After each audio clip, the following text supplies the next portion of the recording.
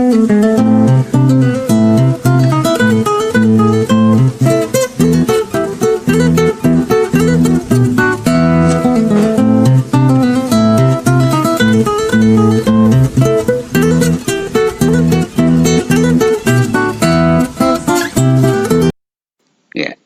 selamat pagi.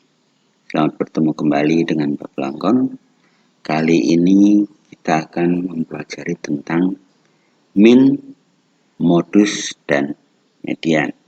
Ya, ketiga istilah ini akan kalian temui pada pengolahan data. Kalau kemarin kita membahas tentang bagaimana cara menyajikan data, sekarang kita akan menentukan min, modus, dan median.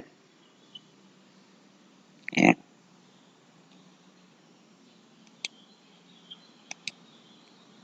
Baik, saya akan berikan sebuah contoh dulu di sini.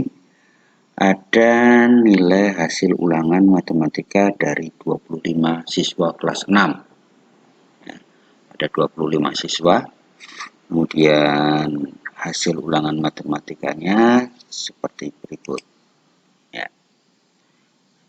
Bisa kita baca di sini yang mendapatkan nilai 4. Ya, frekuensi atau banyaknya siswa yang mendapatkan adalah 1. Yang mendapatkan nilai 5 itu 6 orang. Yang mendapatkan nilai 6, 4 orang. 7 orang. Yang mendapat nilai 8, 4 orang. Nilai 9, 3 orang. Jadi jumlah seluruh siswa ada 25 orang. Ya, dengan sebaran nilai seperti tadi.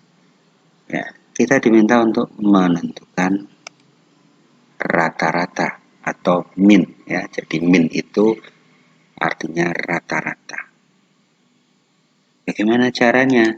Ya, tadi kita sudah melihat data ini kan, antara nilai dan frekuensi atau banyaknya siswa di sini.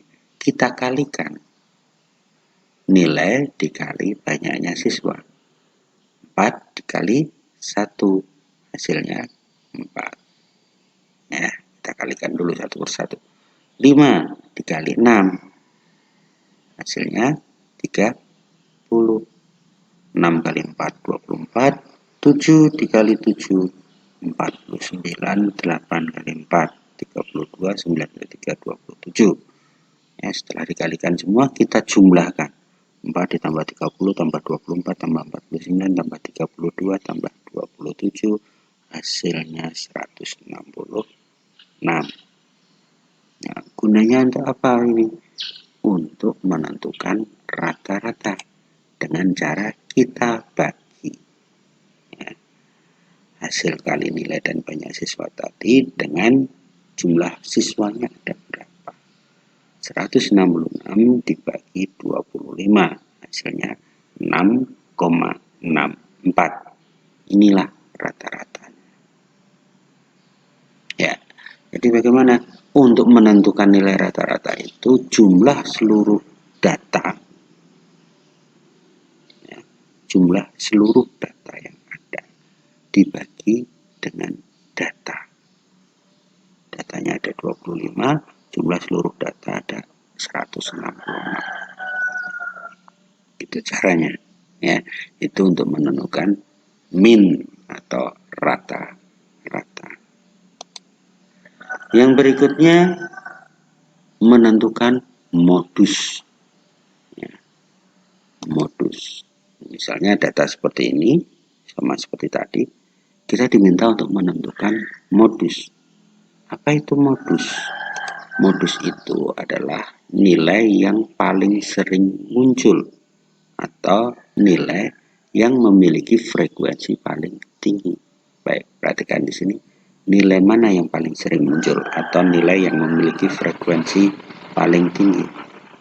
Ya, kita ketemu di sini. 7. Karena nilai 4 hanya ada 1 anak yang memiliki. Nilai 5, 6 anak. Sedangkan nilai 7, 7 anak. Ya. Jadi dari sini kita sudah bisa menentukan modusnya apa. Modusnya adalah 7.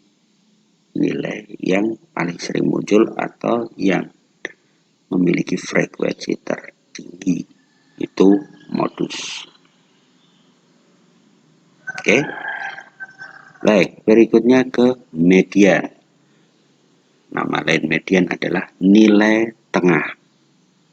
Dari kata nilai tengah itu berarti kita sudah tahu yang berada di tengah. Ya, untuk menentukan median yang pertama kita lakukan adalah mengurutkan mulai dari yang terkecil sampai ke terbesar. Jadi harus diurutkan. Data yang diberikan kadang-kadang tidak urut, masih acak. Kita harus urutkan dari yang terkecil ke terbesar. Kemudian perlu diingat juga jika jumlah data ganjil, jumlah data itu ganjil, maka median itu adalah suku atau nilai yang tepat berada di tengah. Tepat berada di tengah. Itu kalau ganjil. Tapi kalau genap, kalau jumlah data genap, maka median itu adalah jumlah dua suku tengah dibagi dua. Jumlah suku dua suku tengah kemudian dibagi dua, itu median. Kalau datanya genap, kalau datanya ganjil, suku yang tepat berada di tengah. Ya, contoh, ada jumlah datanya 7, pasti mediannya adalah data keempat. Ya, karena yang tepat berada di tengah adalah data keempat.